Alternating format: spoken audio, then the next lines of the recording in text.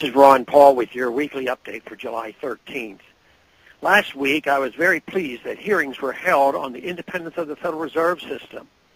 My bill, H.R. 1207, known as the Federal Reserve Transparency Act, was discussed at length, as well as the general question of whether or not the Federal Reserve should continue to operate independently.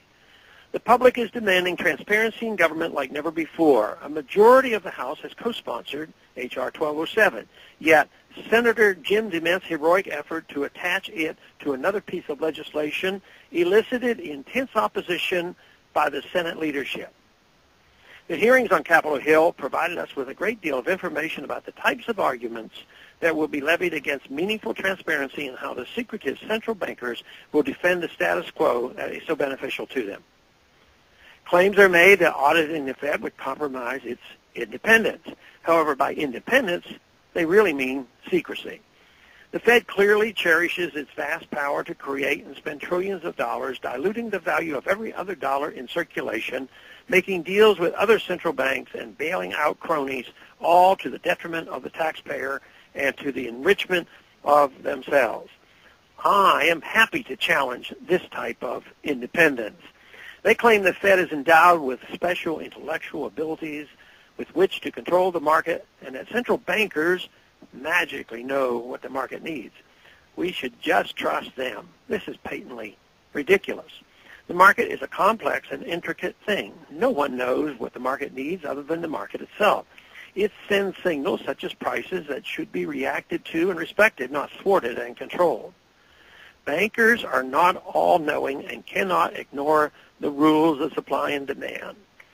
They might act as if they are, but their manipulation of the market just ends up throwing it wildly off balance, which gives the boom-bust cycles. They claim the Fed must remain apolitical.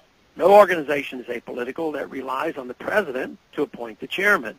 In fact, it is subject to the worst sort of politics, power to create trillions of dollars and affect the value of every dollar in the country without the accountability of direct elections or meaningful oversight. The Fed typically enacts monetary policy that is favorable to particular administrations close to elections and to the detriment of long-term considerations. They do this partly because of the political appointee process for the chairmanship. The only accountability that the Federal Reserve has is ultimately to Congress, which granted its charter and can revoke it at any time. It is Congress's constitutional duty to protect the value of the money, and they have abdicated this responsibility for far too long.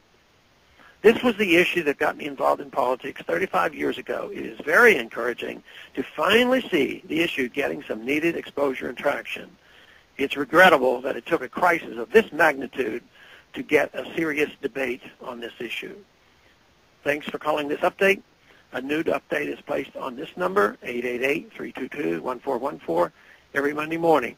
The written text of which can be found on my website, www.house.gov/Paul, under the heading Texas Straight Talk. Thanks for calling.